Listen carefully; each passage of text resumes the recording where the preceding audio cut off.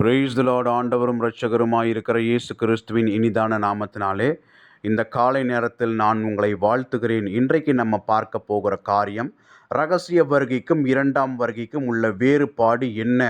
இந்த வேறுபாட்டை 7 முக்கிய தலைப்புகளின் கீழே நம்ம கொண்டு வந்திருக்கிறோம். அப்போ தான் இந்த காரியம் நமக்கு புரியும். முதலாவது நோக்கம்.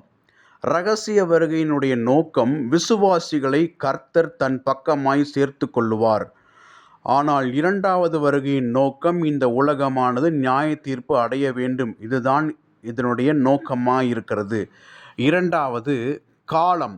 ரகசிய வருகை எந்த காலத்தில் நடக்கும்னு சொன்னால் உபத்திரவ காலத்துக்கு முன்பாக நடக்கும். இன்னும் தெளிவுபடுத்த போனால் 666 என்கிற பாழாக்குகிற அருவருப்பு தேவனுடைய ஆலயத்தில் வந்து நிற்கும்.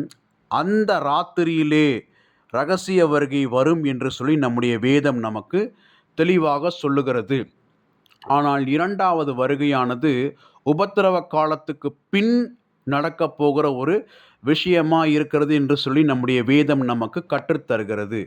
மூன்றாவது காரியம், கண்களால் பார்க்க முடியுமா? இந்த ரகசிய வருகையை கண்களால் பார்க்க முடியாது.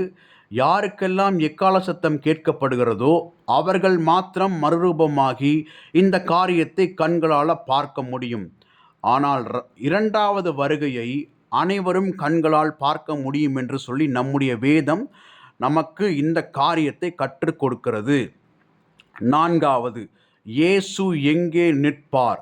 ரகசிய வருகையில் இயேசு மத்திய ஆகாயத்திலே நிற்பார் என்று சொல்லி நம்முடைய வேதம் நமக்கு சொல்லுகிறது. ஆனால் இரண்டாவது வருகையிலே இயேசுவின் பாதங்கள் பிரத்யட்சமாய் ஒலிவமலையின் மேல் நிற்கும். அப்படின்னா என்ன அர்த்தம்?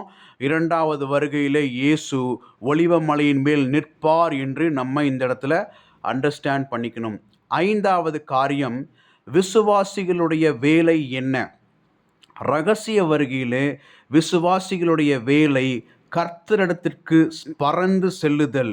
இரண்டாம் வருகையிலே விசுவாசிகளுடைய வேலை என்னன்னா, இந்த பூமிக்கு நியாயம் தீர்க்க திரும்பி வருவார்கள் என்று சொல்லி நம்முடைய வேதம் நமக்கு இதை கற்றுக் கொடுக்கிறது. இந்த ரகசிய வருகை எதற்காக அப்படின்னா, ஆட்டுக்குட்டியானவருடைய கல்யாண விருந்துக்கு அழைக்கப்பட்டவர்களை ஒன்று சேர்த்தல் தான் இந்த ரகசிய வருகை. இரண்டாவது வருகை எதற்காக அப்படின்னா, இந்த இரண்டாவது வருகையிலே பூமி 1000 வருஷ அரசாட்சியை சந்திக்கும் என்று நம்முடைய வேதம் நமக்கு சொல்லுகிறது. கடைசியாக எதிர்பார்ப்பு. ரகசிய வருகை எதிர்பார்க்கப்படாத ஒன்று. இந்த பூமி இனிமேல் சந்திக்க போகிற ஒன்றாக இருக்கிறது. ஆனால் இரண்டாவது வருகையானது இந்த பூமிக்கு ஏற்கனவே முன்னறிவிக்கப்பட்ட ஒன்றாக இருக்கிறது. இதோடு இந்த தியானத்தை நம்ம முடிக்க போகிறோம். இந்த வீடியோ உங்களுக்கு புரியணும்னு சொன்னால், நான் இதற்கு முன்பாக ரகசிய வருகையை குறித்த ஒரு வீடியோவை நான் பதிவு செய்திருக்கிறேன். அதோடைய லிங்கை நான் டிஸ்கிரிப்ஷன் பாக்ஸில் போடுறேன். அதை கேட்டுட்டு நீங்கள் இந்த வீடியோவை பார்க்கும் பொழுது இன்னும் உங்களுக்கு தெளிவாக புரியும்.